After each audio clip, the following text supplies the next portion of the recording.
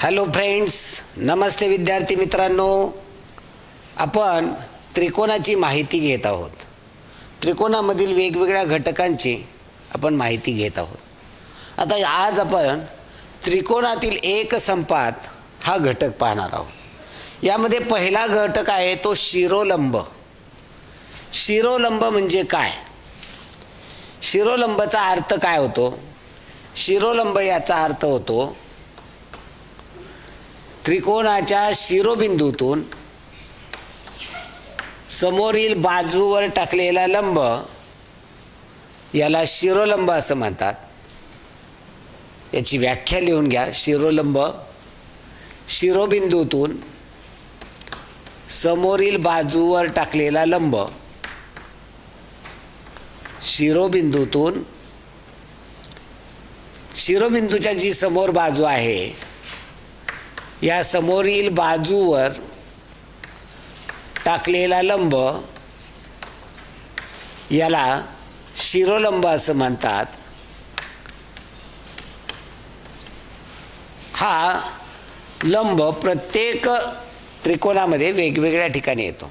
म्हणजे काय होतं की जर समभुज त्रिकोण असेल, समभुज त्रिकोण याच्यामधला शिरोलंब पाहू आपण. शिरोलंब कसा काढला जातो तर समोरच्या वरच्या या ठिकाणी ए बी सी हे 3 शिरोबिंदू आहेत. या ए बिंदूतून समोरच्या बाजूवर टाकलेला लंब, बी बिंदूतून समोरच्या बाजूवर टाकलेला लंब किंवा सी बिंदूतून समोरच्या बाजूवर टाकलेला लंब आणि याचा जो एकत्र येतो त्याला म्हणतात संपात बिंदू. याला म्हणतात संपात बिंदू. तर हा संपात बिंदू लघुकोन त्रिकोण असेल किंवा समभुज त्रिकोण असेल, लघुकोन त्रिकोण असेल किंवा समभुज त्रिकोण असेल, या समभुज त्रिकोणामध्ये समभुज घ्या किंवा त्याला नाव लघुकोन त्रिकोण घ्या. समभुज घेतला म्हणजे याचे तिन्ही कोण लहान असतात, लघुकोन असतात, म्हणून याला लघुकोन त्रिकोण म्हणलं तरी चालेल. याचा शिरोलंबाचा संपात बिंदू कुठे आहे? त्रिकोणाच्या आतमध्ये. शिरोबिंदूचा हा तक्ता तयार करायचा आहे. शिरोबिंदूंचा संपात बिंदू, शिरोलंबाचा, शिरोबिंदूचा नाही, शिरोलंबाचा. हा या शिरोलंबाचा संपात बिंदू कुठे असतो?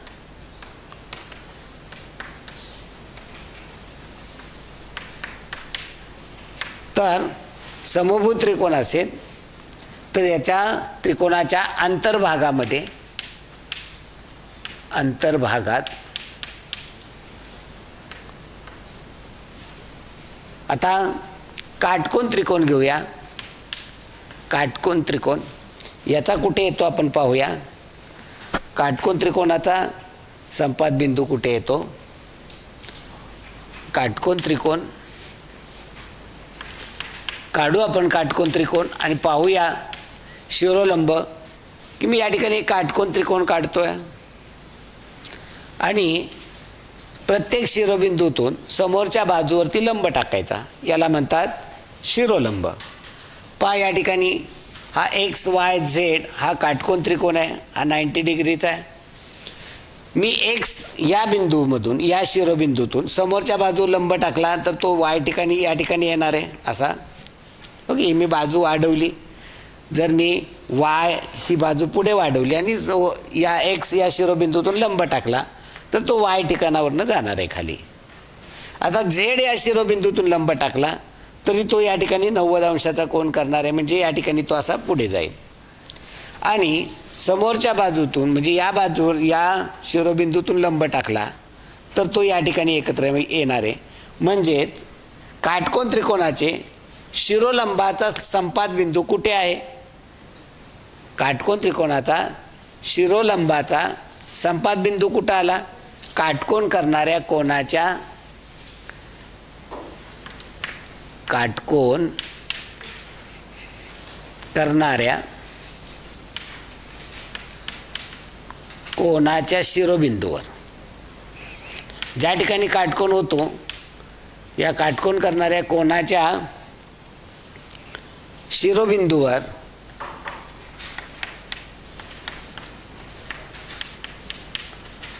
वर्ण शिरोलंबाचा समभुज त्रिकोण असेल किंवा लघुकोन त्रिकोण असेल, यातले जर शिरोलंब टाकले तिन्ही शिरोबिंदूतून जर लंब टाकले समोरच्या बाजूवर, तर समभुज त्रिकोण किंवा लघुकोन त्रिकोणाचा शिरोलंबाचा संपाद बिंदू त्या त्रिकोणाच्या अंतर्भागामध्ये येईल.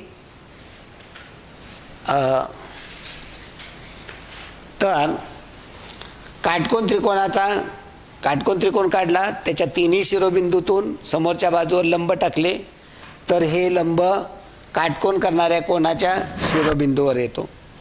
आता विशालकोन त्रिकोण घेतला आपण किंवा विषमभुज घेतला, विशालकोन त्रिकोण. आता याचा आपण प्रत्येक याच्यामधून लंब टाकणार आहोत, प्रत्येक शिरोबिंदूतून लंब टाकणार आहोत. आता पाहू, लंब टाकूया. या ठिकाणी उदाहरणार्थ ही बाजू आपल्याला वाढवाव्या लागतील. या बिंदूतून लंब टाकला, या ठिकाणी काटकोन झालेला आहे, पुढं वाढवावं लागेल. ओके, काय अडचण नाही. आता या बिंदूतून टाकलेला आहे लंब, या बिंदूतून लंब टाकू आपण पुढच्या बाजूवरती. या पुढच्या बाजूवरती लंब जर टाकला तर तो, आता ही टेंटेटिव्ह आकृती आहे, तर तो पहा या बिंदूमधून आपण समोरच्या बाजू लंब टाकलेला आहे. आता या बिंदूतून टाकूया, समोरची बाजू ही वाढवूया आपण आणि या शिरोबिंदूतून लंब टाकूया आपण पुढच्या बाजूवरती, तर तो या ठिकाणी अशा पद्धतीने येईल, या ठिकाणी लंब होईल. म्हणजे विशालकोन त्रिकोण असेल, विशालकोन त्रिकोण, या विशालकोन त्रिकोणामध्ये तिन्ही शिरोबिंदूतून समोरच्या बाजूवर जर लंब टाकले तर हे लंब त्रिकोणाच्या बाह्य भागात येतात. त्रिकोणाच्या बाह्य भागामध्ये, म्हणजे या ठिकाणी हा प्रश्न येतो बऱ्याच वेळा, बाह्य भागात, अंतर्भागात काटकोन करणारे दोन बाजू आहेत त्याच्या शिरोबिंदूवर, हा कायम प्रश्न असतो परीक्षेमध्ये. पहा या ठिकाणी हेच महत्त्वाचं आहे की शिरोलंब म्हणजे काय. शिरोलंब याचा अर्थ शिरोबिंदूतून समोरच्या बाजूवर टाकलेला लंब, परपेंडिक्युलर.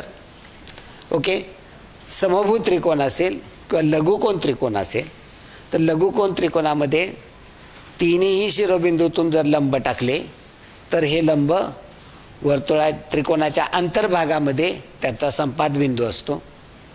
काटकोन त्रिकोण असेल, काटकोन त्रिकोणाच्या शिरोबिंदूतून समोरच्या बाजूवर लंब टाकले तर ते काटकोन करणाऱ्या ज्या ठिकाणी काटकोन तयार होतो, काटकोन करणाऱ्या कोणाच्या शिरोबिंदूवरती हे शिरोलंब एकत्र येतात. तर विशालकोन त्रिकोण असेल तर विशालकोन त्रिकोणामध्ये तिन्ही शिरोबिंदूतून टाकलेले लंब त्या त्रिकोणाच्या आतमध्ये येत नाहीत, त्या त्रिकोणाच्या बाह्य भागात एकत्र येतात. हा आहे याचा संपाद बिंदू, या ठिकाणी हा आहे संपाद बिंदू, या ठिकाणी हा आहे संपाद बिंदू. अशा पद्धतीनं शिरोलंबाची माहिती होती. यानंतर शिरोलंबानंतर आहे महत्त्वाचा आहे तो आहे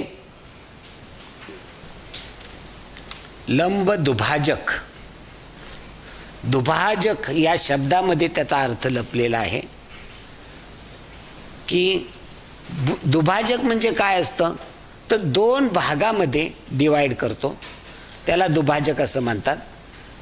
जो लंब दुभाजक आहे तो प्रत्येक बाजूला, त्या प्रत्येक बाजूच्या मध्यबिंदूतून टाकला जाणारा लंब, त्याला लंब दुभाजक असं म्हणतात.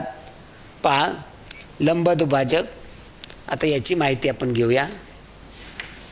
लंब दुभाजक, लंब दुभाजक म्हणजे काय, तर त्रिकोणाच्या बाजूच्या मध्यबिंदूतून जी लंब रेषा जाते तिला लंब दुभाजक असं म्हणतात. ही त्रिकोणाच्या आतमध्येच असेल असं नाही, त्रिकोणाच्या बाहेर देखील असू शकते. पहा, पहिल्यांदा आपण लघुकोन त्रिकोण घेऊया. याचा मध्यबिंदू या ठिकाणी लंब टाकायचा आहे. आपल्याकडे कोन मापक असतो. कोन मापकाने आपण या मध्यबिंदूतून किंवा आपल्या कंपासमध्ये अंतर घ्यायचं आणि निम्म्यापेक्षा जास्त कंस टाकायचे. असे इकडून कंस टाकायचा, हा जोडला, हा 90 डिग्रीचा येतो, याला म्हणायचं लंब दुभाजक. या ठिकाणी कंस काढायचा, निम्म्यापेक्षा जास्त अंतर घ्या, कंस टाका, इकडून टाका, या ठिकाणी हा आहे लंब दुभाजक. या ठिकाणी तसं करा, अंतर घ्या निम्म्यापेक्षा जास्त आणि ते कंस टाका, हा जोडला की हा झाला लंब दुभाजक. याला म्हणतात लंब दुभाजक. आता हा लघुकोन असेल किंवा समभुज त्रिकोण असेल तर तो या अंतर्भागामध्ये येतो. आता काटकोन त्रिकोण असेल, याचा लंब दुभाजक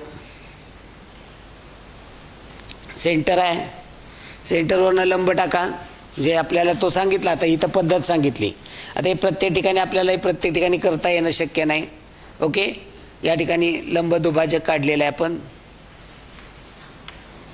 ओके, या ठिकाणी काटकोन होणार आहे, या ठिकाणी काढला लंब दुभाजक, या ठिकाणी काटकोन होणार आहे, या ठिकाणी लंब दुभाजक काढला, या ठिकाणी काटकोन होणार आहे. म्हणजे आता काटकोनाचा लंब दुभाजक हा कर्णाच्या मध्यावर असतो. सर्वात महत्त्वाचं वाक्य आहे काटकोन त्रिकोणाचा लंब दुभाजक. सर्वात महत्त्वाचं आहे काटकोन त्रिकोणाचा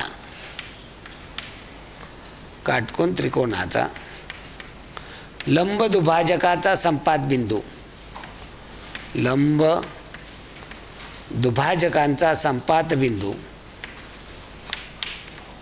लंब दुभाजकांचा संपात बिंदू कर्णाच्या मध्यावर असतो. हा कर्णाच्या मध्यावर असतो.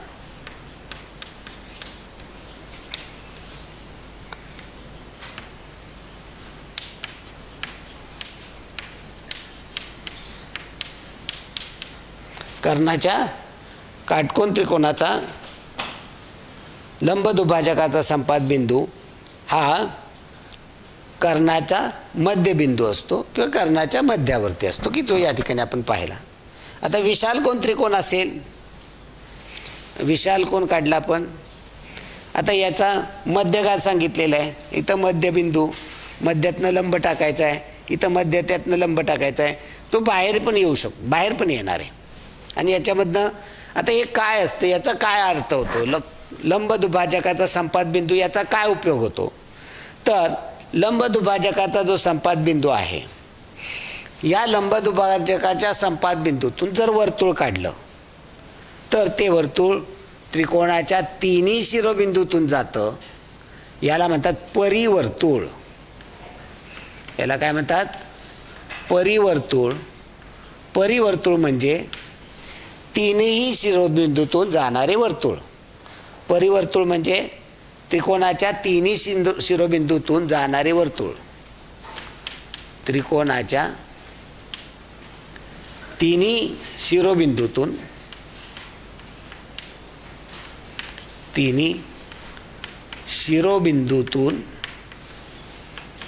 जाणारे वर्तुळ,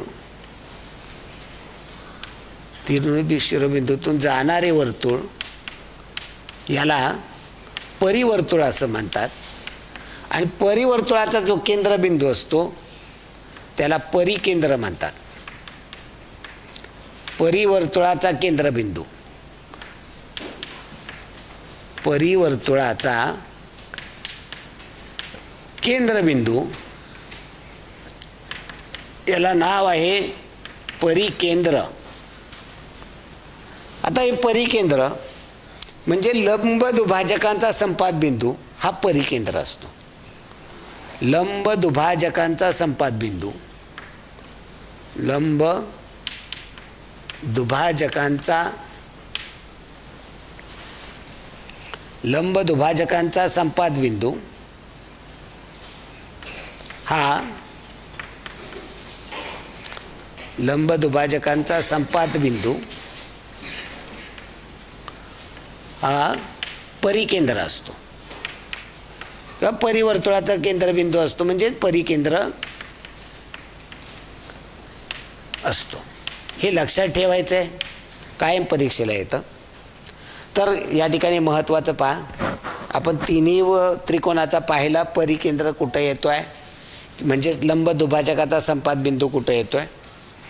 लघुकोण त्रिकोण असेल तर त्याचे आपण लंब दुभाजक टाकले. लंब दुभाजक याचा अर्थ त्याच्या बाजूच्या मध्यामधनं टाकलेला लंब, परपेंडिक्युलर, त्याला लंब दुभाजक असं म्हणतात. समभुज त्रिकोण किंवा लघुकोण त्रिकोणाचा लंब दुभाजकाचा संपात बिंदू आतमध्ये येतो. काटकोण त्रिकोणाचा लंब दुभाजकाचा संपात बिंदू कर्णाच्या मध्यावरती येतो. याच्यामधनं वर्तुळ काढलं तर हे तिन्ही शिरोबिंदूतून जाणार असतं, त्याला परिवर्तुळ केंद्र म्हणतो आपण. हा परिवर्तुळ केंद्र कर्णाच्या मध्यावरती आलेला आहे. विशाल कोण त्रिकोण असेल तर तो त्रिकोणाच्या बाह्य भागामध्ये येईल. त्याच्यामधनं जर वर्तुळ काढलं तर ते तिन्ही शिरोबिंदूतून जाणार असतं. या ठिकाणी महत्त्वाचं काय आहे तर काटकोण त्रिकोणाचा लंब दुभाजकाचा संपात बिंदू हा कर्णाच्या मध्यावरती येतो. तर याच्या अगोदर जे आपण पाहिलं शिरोलंबाचा संपात बिंदू हा काटकोण करणारे या ठिकाणी येत असतो. शिरोलंब म्हणजे शिरोबिंदूतून लंब, आणि हा लंब दुभाजक म्हणजे बाजूच्या मध्यामधनं टाकलेले लंब.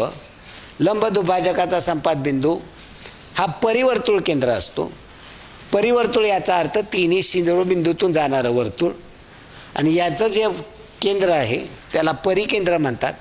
आणि परिवर्तुळाचा केंद्रबिंदू जो असतो तो म्हणजेच लंब दुभाजकांचा संपात बिंदू हा परिवर्तुळ केंद्र असतं.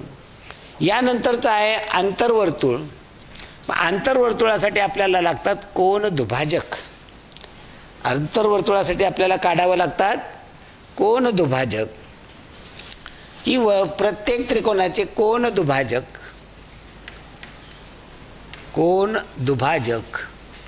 म्हणजे या कोणाचे दोन भागामध्ये विभाजन करणारी जो किरण असतो त्याला कोन दुभाजक असं म्हणतात. किंवा रेषा असेल, कोणाचे दोन भागामध्ये विभाजन करणारा कोन दुभाजक. आपली मराठी नावं खूप छान आहेत की ज्याच्यामध्ये लगेच अर्थ लक्षात येतो. कोन दुभाजक,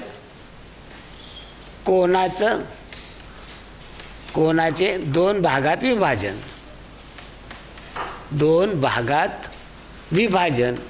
आणि हे विभाजन कसं असतं, सारखं असतं. विभाजक याचा अर्थ दोन भाग सारखे करणारा, त्याला म्हणायचं विभाजक. आता कोन दुभाजक आपण लघुकोण काढला किंवा समभुज काढला, याचा हा कोन दुभाजक. कोन दुभाजक कसा काढला जातो, या ठिकाणी अंतर घेऊन कंस टाकला जातो. कंसामध्ये अंतर घेऊन असा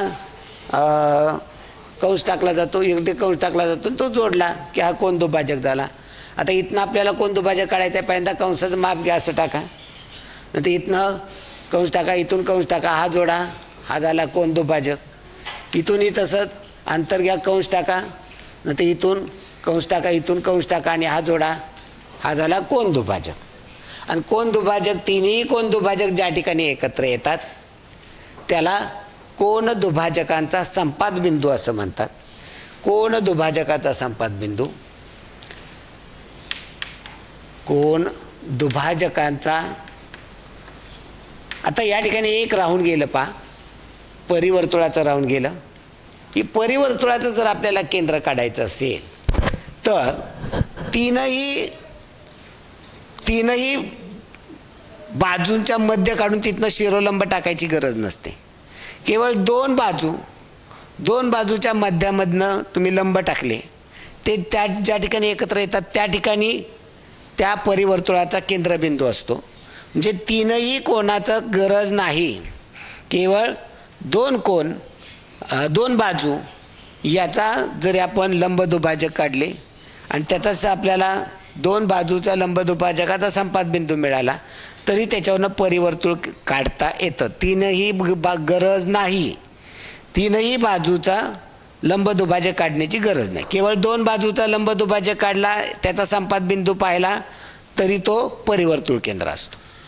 आता आपल्याला अंतर्वर्तुळ काढायचं आहे. अंतर्वर्तुळ म्हणजे काय? तिन्ही बाजूंना स्पर्श करून जाणारे वर्तुळ.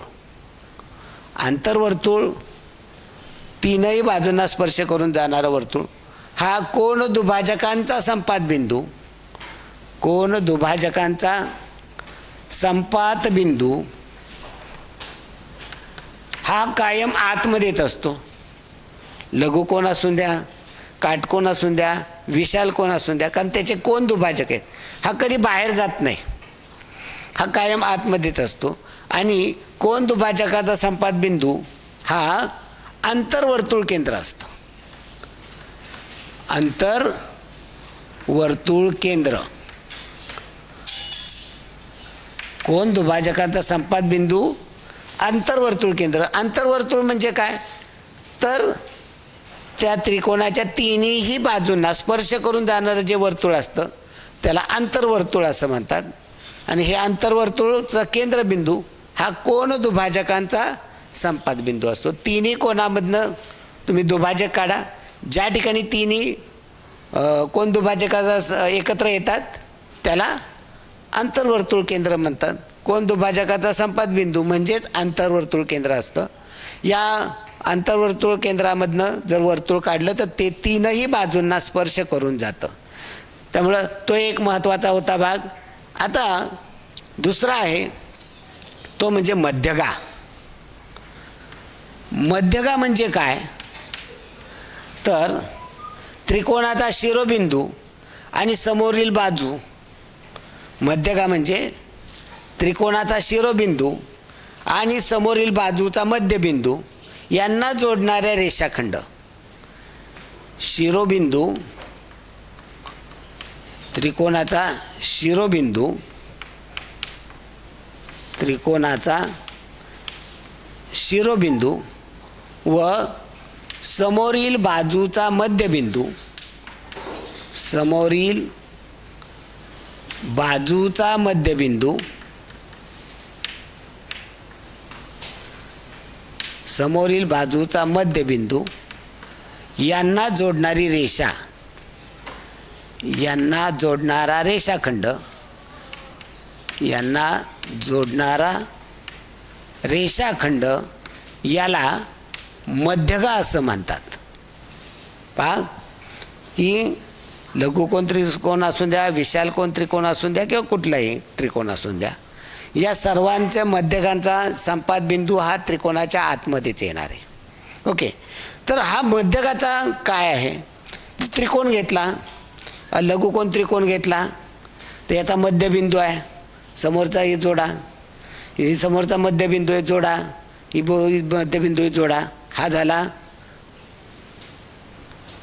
मध्यकांचा संपात बिंदू. याला दुसरं नाव आहे गुरुत्व मध्य. याला नाव काय आहे?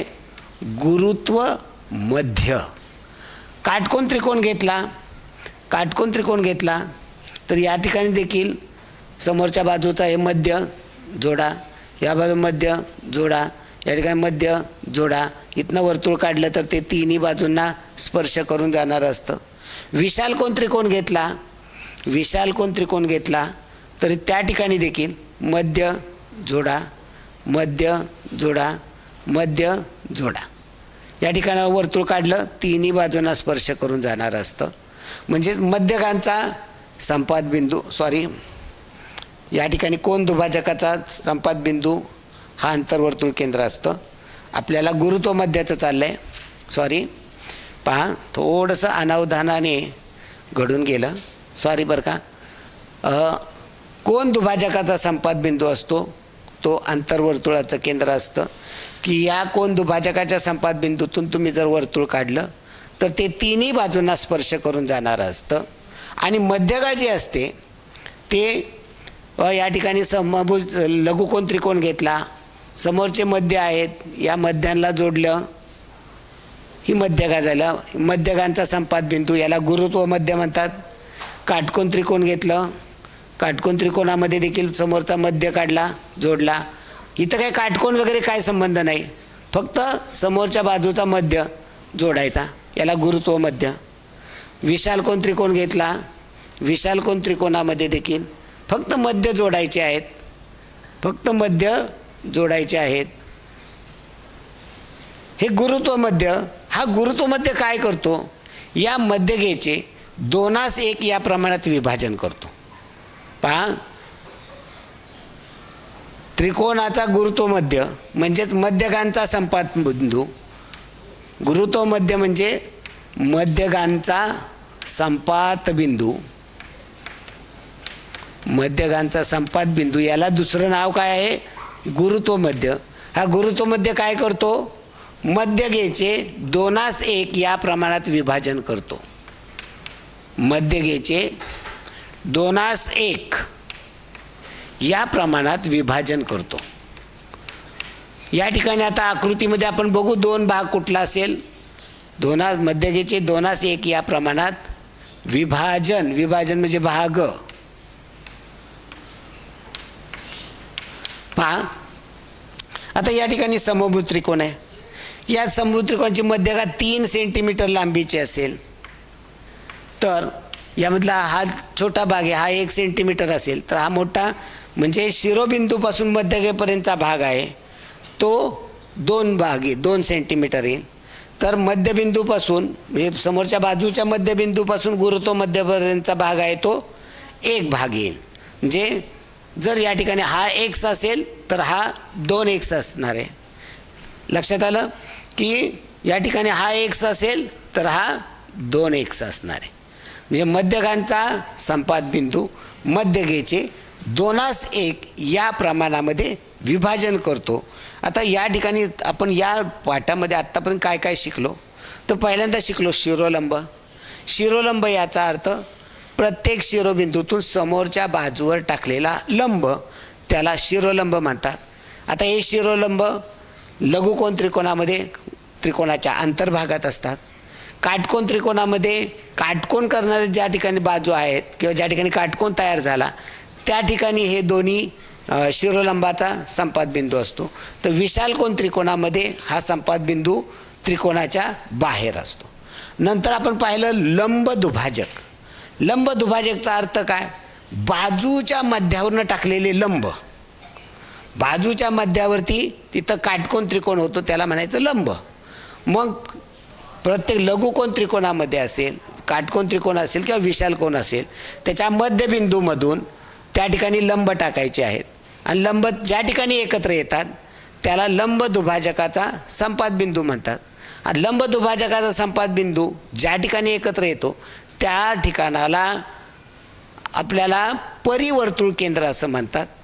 त्या लंब दुभाजकाच्या संपात बिंदूमधनं जर तुम्ही वर्तुळ काढलं तर ते त्रिकोणाच्या तिन्ही शिरोबिंदूतून जाणारं असतं.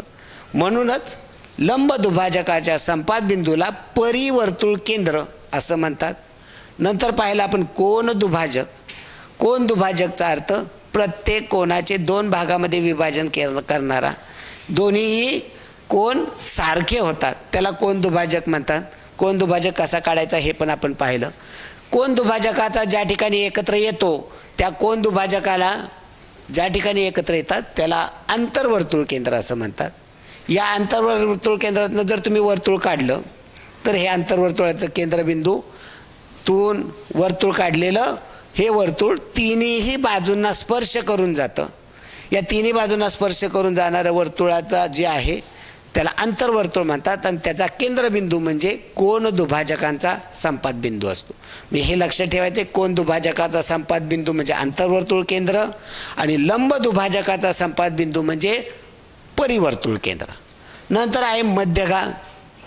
मध्यगा म्हणजे काय, तर समोरील शिरोबिंदू आणि शिरोबिंदूच्या समोरील बाजूचा मध्य यांना जोडणारी रेषा. म्हणजे तिन्ही त्रिकोणाच्या अंतर्भागामध्येच ही मध्यगाचा संपात बिंदू असतो. या मध्यगाच्या संपात बिंदूला दुसरं नाव आहे गुरुत्व मध्य. हा गुरुत्व मध्य मध्यगेचे 2:1 या प्रमाणामध्ये विभाजन करतो. जर एखादी मध्यगेची लांबी जर 6 सेंटीमीटर असेल तर शिरोबिंदूपासून गुरुत्व मध्य याचे 3 भाग करायचे. 3 भाग केले तर भागिले 3 केले तर 2 येईल. म्हणजे 1 भाग 2चा येईल आणि 2 भाग 4चा येईल. मग शिरोबिंदूपासून गुरुत्व मध्यपर्यंतचं अंतर ते 4 येईल. तर समोरील बाजूच्या मध्यापासून गुरुत्व मध्यपर्यंतचं अंतर 2 येईल. 2:1 या प्रमाणामध्ये गुरुत्व मध्य विभाजन करत असतो. आता समभुज त्रिकोण आहे. या समभुज त्रिकोणामध्ये जर समभुज त्रिकोण काढला तर या समभुज त्रिकोणामध्ये जर तुम्ही सर्व लंब दुभाजक काढला, कोण दुभाजक काढला, याचा कोण 60 अंशाचे असतात.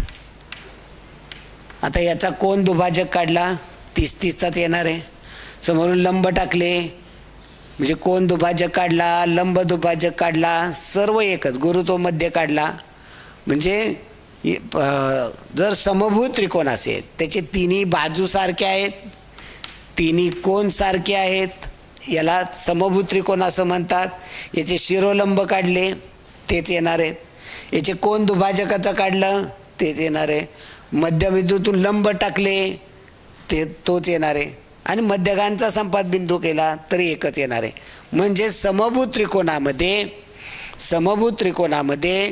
कोण शिरोलंबाचा संपात बिंदू, समभुज त्रिकोणामध्ये शिरोलंबाचा संपात बिंदू, त्यानंतर शिरोलंबाचा संपात बिंदू, लंब दुभाजकांचा संपात बिंदू, लंब दुभाजक, या लंब दुभाजकांचा संपात बिंदू. लंब दुभाजक म्हणजे काय तर मध्य काढा तिथनं लंब टाकायचा. लंब दुभाजकांचा संपात बिंदू, नंतर कोण दुभाजकांचा संपात बिंदू, कोण दुभाजकांचा संपात बिंदू,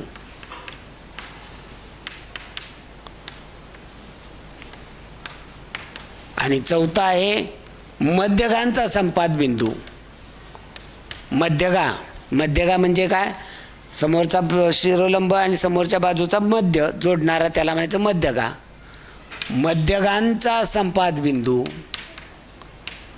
मध्यगांचा संपात बिंदू एकच असतो. या सर्वांचा संपात बिंदू एकच असतो म्हणजे तोच गुरुत्व मध्य असतो. समभुज त्रिकोणामध्ये गुरुत्व मध्य असेल, परिवर्तुळ केंद्र असेल, आंतरवर्तुळ केंद्र असेल, हे एकच असतं. म्हणजेच या दुसऱ्या भाषेमध्ये परिवर्तुळ केंद्र,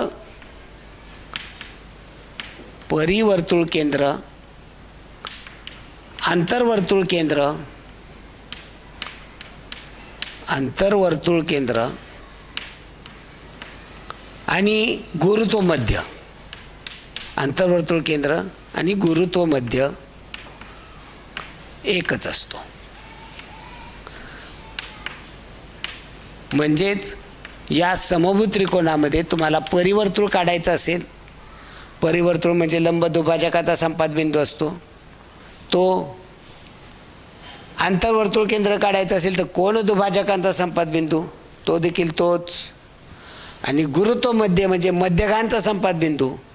मध्यगा म्हणजे शिरोबिंदू आणि समोरच्या बाजूचा मध्य जोडणारी मध्यगा, याचा संपात बिंदू एकच असतो. मग समभुज त्रिकोणामध्ये परिवर्तुळ केंद्र, आंतरवर्तुळ केंद्र, गुरुत्व मध्य एकच असतो. म्हणजे दुसऱ्या भाषेत समभुज त्रिकोणामध्ये मध्यगा, कोन दुभाजक, लंब दुभाजक आणि शिरोलंब एकरूप असतात. ओके, या पद्धतीने आपण ही त्रिकोणाच्या एकसंपाताची माहिती घेतली. याच्यावर आधारित प्रश्न आपण पुढील भागामध्ये पाहूया.